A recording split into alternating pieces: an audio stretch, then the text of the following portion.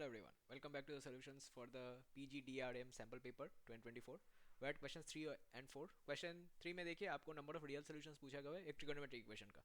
तो जब भी आपके पास ऐसा ट्रिगोनोमेट्री इक्वेशन आए, हमेशा आप या तो कॉस या फिर साइन में इसको कंसोलिडेट करेंगे। ऑलराइट, तो कॉस या फिर साइन में कंसोलिडेट करने में आपको क्या सोचना चाहिए? यहाँ पे आपको ये सोचना चाहिए कि कौन से वाले का स्क्वायर मेरे पास अवेलेबल है और फिर कैसे उसको चेंज करना है। राइट, तो यहाँ पे साइन स्क्वायर अवेलेबल है, तो इसका मतलब उसको कॉस में चेंज करना आसान होगा। राइट, सो चलिए इसको सॉल्व करते हैं। नंबर 3 में हम लोग 4 cos x minus sine square x plus 1 दिया हुआ है। राइट, सो यहाँ पे अगर मैंने माइनस को कॉमन ले लिया, सो 4 cos x माइनस, तो ये 1 माइनस साइन स्क्वायर एक्स हो जाएगा। राइट, नहीं, इसको अगर प्लस ही कॉमन लेंगे तो ही 1 माइनस साइन स्क्वायर एक्स हो जाएगा। इसको घुमा के लिखा हुआ है, तो 1 माइनस साइन स्क्वायर एक्स तो कॉस स्क्वायर एक्स हो जाएगा। तो cos square x plus 4 cos x equal to zero है यहाँ पे। तो अगर cos square x plus 4 cos x equal to zero है, तो कॉस एक्स को कॉमन ले लें। कॉस एक्स को कॉमन ले तो यहाँ पे cos x plus 4 equal to zero आ रहा है। तो यहाँ पे क्या हो सकता है क्वाड्रेटिक वैल्यूज में? Cos x equal to zero और -4। राइट, तो cos x का वैल्यू कभी -4 नहीं हो सकता, बिकॉज कोसाइन फंक्शन का रेंज होता है -1 to +1। Right, so cos x belongs to -1 to 1। इसका मतलब एक ही सोल्यूशन आएगा, cos x equal to zero. अब ये कब होता है? cos x equal to zero, 0 to 2 pi में कब होगा? cos कहाँ पे जीरो होता है आपको पता है? cos 90 पे जीरो होगा।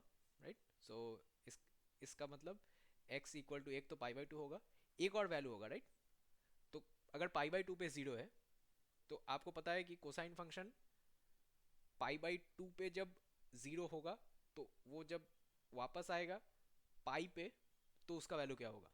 पाई पे वो ग्राफ के नीचे चला जाएगा। राइट, अब ग्राफ ही देख लीजिए। कोसाइन का ग्राफ यहाँ से शुरू होता है 0 से 1 तक, π/2 पे जीरो पे आता है, फिर पाई पे -1 पे जाता है, फिर एक और पाई पे ये वापस आता है। राइट, ऐसा होता है। तो ये +1 है, ये जीरो है, ये -1 है। तो जीरो पे स्टार्ट होता है +1 पे, यहाँ जीरो आता है π/2 पे, पाई पे ये -1 पे आता है, 3 π/2 पे फिर ये जीरो पे आएगा, और फिर पीरियड इसका 2 पाई है, तो एक और पाई ऐड करेंगे, तो 2 पाई पे ये फिर 1 पे आ जाएगा। राइट, बिकॉज cos 0 और cos 360 का वैल्यू सेम ही होता है। ट्रिगोनोमेट्रिक फंक्शन का पीरियड 2 पाई होता है, तो जब भाई आप 2 पाई जोड़ेंगे, वो वापस वही वैल्यू पे वापस आ जाएगा। दो बार वापस बोल दिया, बट होपफुली आपको जिस्ट समझ में आ गया। Alright, so x equal to π/2 होगा, और एक और वैल्यू क्या होगा? 3 π/2। राइट, सो कितने वैल्यूज आए आपके x के? दो वैल्यूज आए। ऑप्शन सी को मार्क करना है। Alright, clear? आसान प्रॉब्लम्स है, बट जस्ट आपको एनालाइज करना है, थोड़ा सा हो जाएगा। सभी प्रॉब्लम्स आसान नहीं है। सो क्वेश्चन 4 थोड़ा सा ट्रिकी है। क्वेश्चन 4 में दिया हुआ है f1 इक्वल टू 10 और f dash x greater than equals to 2, how small can f4 possibly be? अब यहाँ पे आपको रेट ऑफ चेंज और इंटीग्रेशन थोड़ा सा समझना होगा। सो यहाँ पे दिया हुआ है f dash x greater than equal to 2। इसका फिजिकल मीनिंग क्या है? इसका फिजिकल मीनिंग है the function is increasing at a rate of at least 2। At least 2। Right, greater than equals to है मतलब इसका लीस्ट वैल्यू 2 है। तो डेरिवेटिव जब बढ़ता है, तो डेरिवेटिव मतलब rate of change of a function है। तो यहाँ पे rate of change of a function greater than equals to 2 है, तो एटलीस्ट 2 यूनिट से इसका डेरिवेटिव बढ़ रहा है।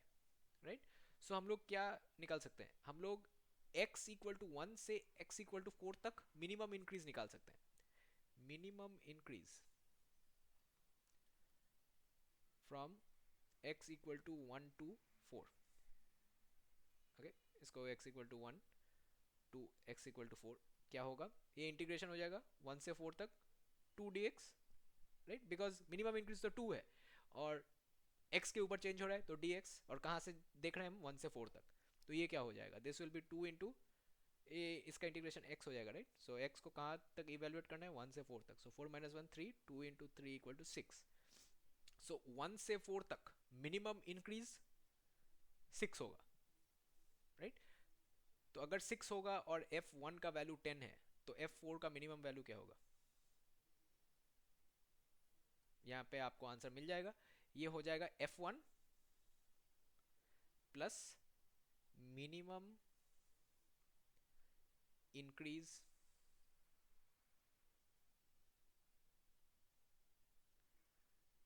From x equal to 1 to x equal to 4, right.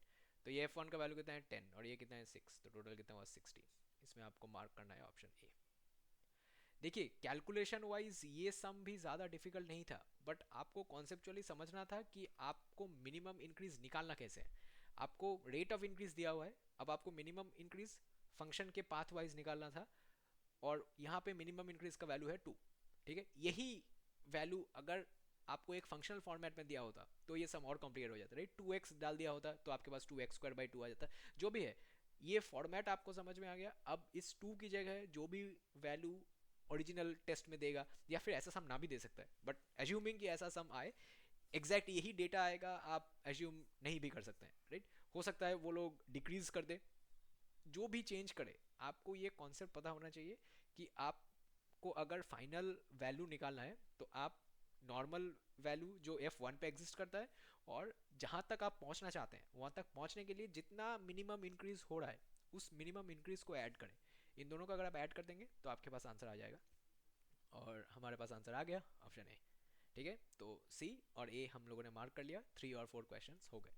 अगर आपको इस कोर्स के लिए मैथमेटिक्स वाला पोर्शन रिवाइज करना है, बिकॉज ये क्लास 11-12 वाला मैथमेटिक्स है, सिंपल लग रहा है, बट अगर आपको सारी चीज़ें पता नहीं है तो फिर आप एग्जाम में ढूंढते रह जाएंगे दिमाग में कि कौन सा फॉर्मूला अप्लाई करना है, कहाँ से ये उठाया गया हुआ है।